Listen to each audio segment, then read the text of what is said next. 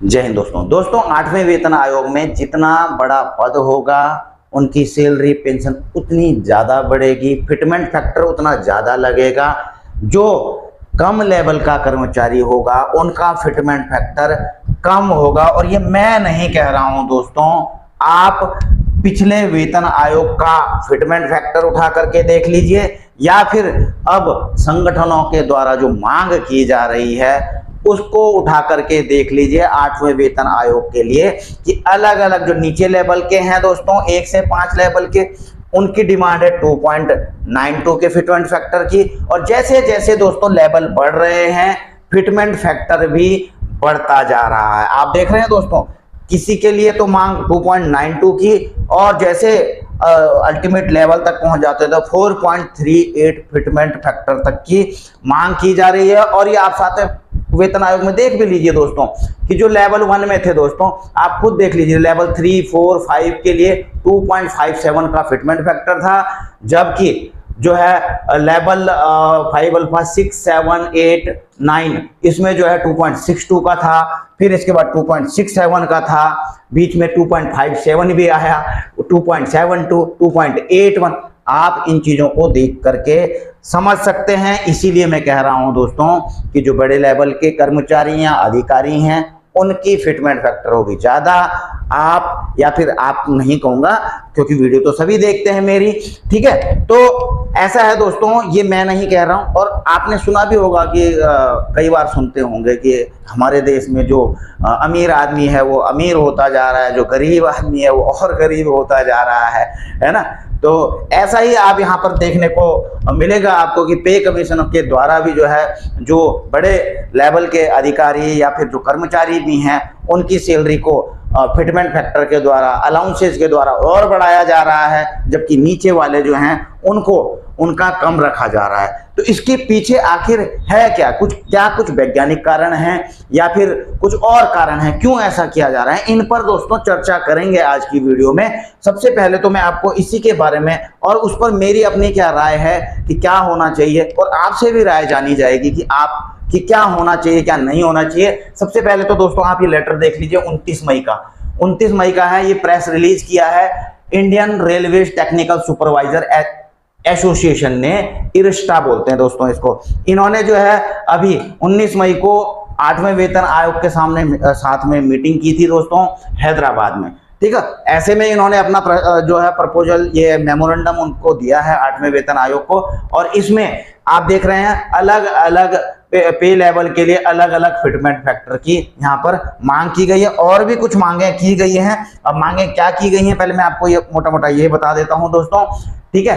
तो इन्होंने अपनी जो प्रस्तुति, जो प्रेजेंटेशन दिया था, एक तो करियर स्टैग्नेशन का समाधान की बात की गई थी। अब रेलवे के हिसाब से जो टेक्निकल सुपरवाइजर्स में पदोन्नति में बहुत अधिक रुकावट, ठीक है। आप इस चीज को पढ़ लीजिए, जो रेलवे के हैं सीनियर सेक्शन इंजीनियर जो नहीं है वो थोड़ा और आगे बढ़ जाइए फिटमेंट फैक्टर में सीधा, ठीक है। फिटमेंट फैक्टर लेवल 1 से लेकर 5 तक के लिए 2.92 की डिमांड की गई है। कोई अलग नहीं है दोस्तों, ये बिल्कुल ऑफिशियल लेटर है, आप इसको देख लीजिए। अगर आप बोल रहे होंगे कि पता नहीं कहां से बता रहे हैं, तो आप खुद इसमें चेक कर लेना, पढ़ लेना, ठीक है, स्क्रीनशॉट लेकर के।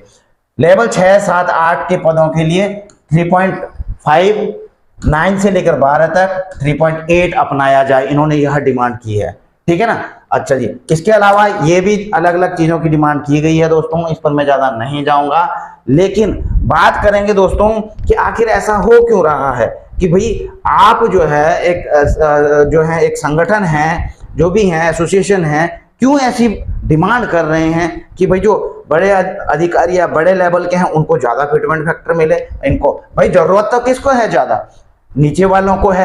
क्या अगर इनको मेडिकल का अलाउंस वगैरह कुछ, अगर सपोज इसको 2000 रुपए मिल रहा है, इनको 8000 रुपए मिल रहा है, इसको 6000 मिल रहा है, इसको 5 मिल रहा है, एक मैं सपोज बोल रहा हूँ, तो क्या अगर यह बीमार होता है तो ये 2000 रुपए में इलाज, मतलब सपोज जो है 2000 में यह इलाज करा लेगा और ये 8 में कराएगा, मतलब दवाइयाँ दोनों के लिए तो बराबर ही होंगी ना। कोई भी अगर वो दवाई खा करके, ये 8000 की दवाई खा करके और ये 2000 की दवाई से ठीक हो जाएगा। ये मैं एक एग्जाम्पल बोल रहे हैं, लाखों का मेडिकल का तो खर्चा आता है, आपको भी पता है, बड़ी बड़ी चीजों में अगर बड़ी कुछ बीमारी लग जाती है तो लाखों का, तो इनका भी वही आएगा, इनका भी वही आएगा। फिर क्या जान की कीमत किसी की अलग अलग लगाई जाती है। रिस्क, जैसे कि इक्वल एमएसपी की भी सेना में भी मांग की जा रही है कि भाई वो रिस्क पे है, तो चाहे कोई भी एक जवान भी ज्यादा रिस्क पे रहता है, वो भी रहता है, तो सबको एमएसपी बराबर, किसी के कम करने की। अब इस चीज में एक चीज का ध्यान रखना दोस्तों, मैं इस वीडियो को लेकर के आप कोई क्रिटिसाइज करने के लिए नहीं आया हूं कि भाई इनकी ज्यादा क्यों बढ़ाई, नहीं भैया, मैं इस चीज को लेकर के आया हूं कि बिल्कुल जी इनको बढ़ाओ, इनकी और भी बढ़ाओ, कोई इशू नहीं है। इस चीज का विरोध करने के लिए नहीं आया हूं, बल्कि इस चीज को लेकर के आया हूं कि भैया 3.8 4.38 दीजिए, 3.8 दीजिए, कोई दिक्कत नहीं है, आप दीजिए, लेकिन इनको भी 3.8 दीजिए, ना कि 2.92 दीजिए। ठीक है, इनको कम क्यों दिया जा रहा है? दिक्कत ये नहीं है कि इनको ज्यादा दिया जा रहा है, दिक्कत यहां पर थोड़ा सही नहीं लगता है कि भाई जो छोटे लेवल में कर्मचारी हैं उनको कम क्यों मिल रहा है। देखिए, क्योंकि अब इस चीज को मैं आपको बता करके चलता हूं। जो बड़े अधिकारी, चलो जो सपोज जो है, जो छोटे लेवल में, जो नीचे लेवल में आते हैं, तो भैया 18,000 रुपए बेसिक है, ठीक है। ऊपर लेवल में किसी का आएगा, चलो ठीक है, जो है 90,000 बेसिक है, बीच में किसी का जो होगा 50,000 बेसिक होगा।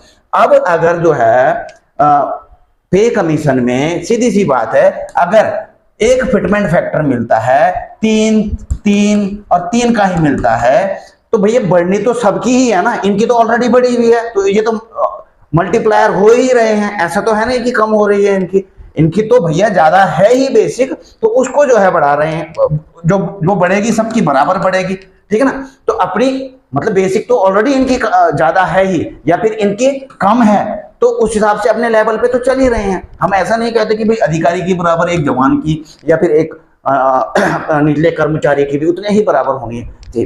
सैलरी कैसे बराबर हो सकती है यार? इनके अंदर कुछ एग्जाम देके, कुछ पास करके, कुछ मेहनत कर कहीं पर निकले हैं पोस्ट में, तो भाई उनको बनता है। लेकिन जब बढ़ोतरी होती है भाई उनकी सैलरी ज्यादा बनती है, उसमें कोई डाउट नहीं है, लेकिन जब बढ़ोतरी होती है तो उनको कम क्यों, इनको कम क्यों होना चाहिए? भाई वो तो एक लेवल में महंगाई सबके लिए बराबर है, ठीक है। आजकल तो रिक्वायरमेंट भी सबकी बहुत ज्यादा एक तरह से देखा जाए तो बराबर हो रही है, लेकिन इसके दोस्तों कुछ जो साइंटिफिक कारण, जो तार्किक जो कारण है, उस पर भी थोड़ा सा चर्चा जरूर करेंगे कि ऐसा आखिर क्यों किया होगा। देखिए, अंतर को बनाए रखने के लिए, अब अंतर क्या है दोस्तों? छोटे लेवल वालों का वेतन पहले से ही कम है, अगर सबको बराबर परसेंटेज बढ़ाया जाए तो ऊपरी लेवल और निचले लेवल के बीच का अंतर कम हो जाएगा। तो क्या इस जो बीच में डिफरेंस है, इसको गैप को कोई पूरा नहीं करना चाहता है, इसको और बढ़ाना चाहता है कि अमीर और अमीर हो जाए, गरीब और गरीब हो जाए? तो एक तो ये जो है आप भी अपनी राय जरूर रखिएगा दोस्तों। दूसरा, उच्च लेवल, हाँ ये चीज है, उच्च लेवल पर जिम्मेदारी है, जोखिम है, स्किल है। भैया जिम्मेदारी तो समझता हूं मैं, आप भी समझते होंगे, स्किल भी है, जिम्मेदारी भी है, और निर्णय लेने की क्षमता भी ज्यादा होती है, इसमें कोई डाउट नहीं है। लेकिन जोखिम फिजिकली जोखिम तो हम नहीं कहेंगे, लेकिन कुछ और जोखिम होगा तो बात अलग है। इसलिए कुछ प्रतिशत ज्यादा बढ़ोतरी देकर रिलेटिवली बनाए रखी जाती है। देखो दोस्तों, मैं इस चीज को लेकर के ना, एक चीज पे तो मैं बहुत ज्यादा वो करूंगा, ये वाला पॉइंट अभी लास्ट में बताऊंगा कि हाँ बढ़नी चाहिए, मतलब क्यों बढ़नी चाहिए, इसके पीछे भी कारण बताऊंगा। लेकिन थोड़ा सा इस चीज को समझ लीजिए। एक तो ये हो गया भाई जो कारण निकल करके आ रहे हैं, ठीक है ना, कि भाई इनके ऊपर ये है इसलिए जो है अलग वो कर रहे हैं, ठीक है। स्टैग्नेशन और करियर प्रोग्रेशन, तो ये तो जो है रेलवे था। अब देखिए, आर्थिक तर्क क्या है? Cost of living versus purchasing power. निचले लेवल वाले ज्यादातर खर्च बेसिक जरूरतों, खाना, किराया, शिक्षा पर करते हैं, जिनमें महंगाई ज्यादा असर करती है। अब देखिए दोस्तों, जो निचले लेवल वाले हैं तो वो बेसिक जो हमारी जरूरत है, वो खाना, किराया, शिक्षा, इन्हीं पर ज्यादा खर्च करते हैं। जबकि मतलब ये एक तर्क दिए गए, मैं नहीं दे रहा हूं, ठीक है। तो ऊपरी लेवल वाले टैक्स, इन्वेस्टमेंट, लाइफस्टाइल खर्च ज्यादा करते हैं, उनका एब्सोल्यूट इंक्रीज ज्यादा होना चाहिए ताकि प्रोत्साहन बना रहे, ठीक है ना। जो बड़े लेवल में है अधिकारी, वो टैक्स भी भर रहे हैं, इन्वेस्टमेंट भी कर रहे हैं, लाइफस्टाइल में ज्यादा उनका खर्चा है, जबकि निचले लेवल के केवल खाना, किराया। अरे आजकल तो सबकी जरूरतें बढ़ गई हैं, यह चाहे निचला हो, कोई ऊपर वाला है, निचले वाले भी आजकल टैक्स भर रहे हैं, ऐसी बात नहीं है।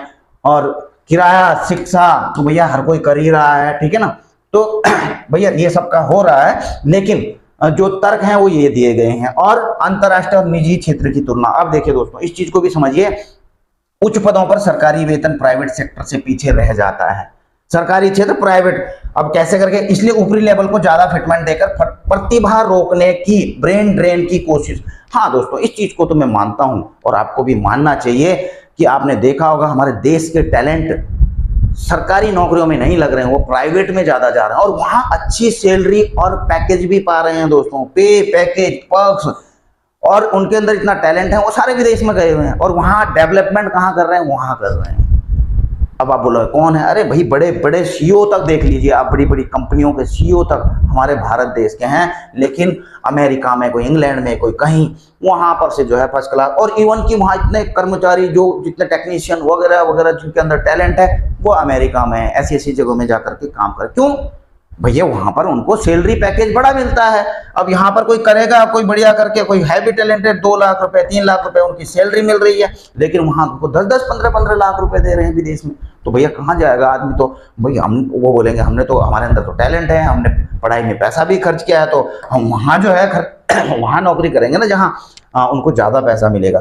तो ये है दोस्तों, टैलेंट को रोकने के लिए भी जो है एक रीजन हो सकता है कि जो टैलेंट हैं वो रुके यहाँ पर, वो सरकारी नौकरी में, अधिकारी में रहें, ना कि प्राइवेट में चले जाएं। और प्राइवेट में चलो देश के अंदर ही करें तब भी ठीक है, लेकिन वो कहाँ भाग जा रहे हैं, विदेशों में चले जा रहे हैं और अपने टैलेंट से वहां का विकास कर रहे हैं। तो कुल मिलाकर के ये यहाँ पर रहे और देश का इससे विकास हो, सरकार को, देश को इनके टैलेंट से फायदा हो। तो एक बड़ा रीजन दोस्तों यह भी है। देखिए आप लोगों ने भी अपने रीजन देने हैं दोस्तों, मैं तो ये लेकर के आया हूं, जैसा भी है अपनी भी मैं राय दे देता हूं, ये एआई के जरिए जो मैंने निकाली है दोस्तों, ठीक है। तो एक तो जो सरल सा है, कम से एटलीस्ट जो है जो है फिटमेंट फैक्टर दोस्तों, फिटमेंट फैक्टर की बात करें तो सबका बराबर ही होना चाहिए, ठीक है, फिटमेंट फैक्टर सबका बराबर होना चाहिए। अब आप बोलेंगे फिर तो, अभी तो आप ये वाली बात कर रहे थे, हाँ बिल्कुल ये वाली भी बात कर रहा था, लेकिन फिटमेंट फैक्टर बराबर होना चाहिए, लेकिन इनको किस प्रकार से किया जाए, तो इनको दोस्तों ये कर सकते हैं कि grade pay, special allowance, level wise initial पे एडजस्टमेंट के जरिए मिड, और मतलब इनको कुछ अलग से अलाउंसेज वैसे दे सकते हैं, ठीक है ना, कि भाई इस उसमें है, इस उसमें है, जो भी है, ग्रेड वगैरह दे सकते हैं, ग्रेड पे वगैरह दे सकते हैं, तो वो एक्स्ट्रा दे दिया जाए। बाकी फिटमेंट फैक्टर की जहां तक बात होती है दोस्तों, तो वहां तक फिटमेंट फैक्टर तो सभी को एक मिलना चाहिए कि वो ऑलरेडी जो है कम है। अब चाहे इनका भाई घटाना बढ़ाना कुछ नहीं है, कुछ नहीं बोलते हैं, लेकिन अगर सबका 3.5 दे रहे हैं तो सभी इनको भी दीजिए, इनको भी दीजिए, सबको दीजिए, कम किसी का हम ऐसा नहीं करेंगे कि कम करना चाहिए, भाई सीधी सी बात है, ठीक है ना। पर लेकिन देना है तो फिटमेंट फैक्टर सबको दीजिए। हाँ, इनके अलाउंसेज वगैरह कुछ होंगे एक्स्ट्रा की भाई इस रैंक में, इस पद पे हैं, इनको एक्स्ट्रा यह दे दिया जाए, कुछ पर्क्स, उनको फैसिलिटीज, वो अलग चीज है दोस्तों। लेकिन जहां तक फिटमेंट फैक्टर की बात है, मेरे हिसाब से तो सबका बराबर होना चाहिए। बाकी दोस्तों आपकी क्या राय है, आप भी जरूर जो है कमेंट बॉक्स में जाकर के लिख सकते हैं। राय के लिए बिल्कुल खुला है दोस्तों, जो मैंने कहा या मैं अपनी राय रख रहा हूं, तो ये एक विश्लेषण ही तो है दोस्तों, इसमें ऊंच नीच भी हो सकती है, हमारी सोच आपके अपोजिट भी जा सकती है, या फिर जो है हमारे किसी के मुताबिक भी चल सकती है। तो इस चीज को लेकर के, लेकिन राय रखने के लिए स्वतंत्र है, मैं भी स्वतंत्र हूं, ठीक है, आप भी स्वतंत्र हैं। तो कमेंट बॉक्स में जाकर के आप लिख दीजिए। बाकी वीडियो अच्छी लगे तो लाइक शेयर कर दीजिए, चैनल में नए हैं तो चैनल को सब्सक्राइब भी कर दीजिए।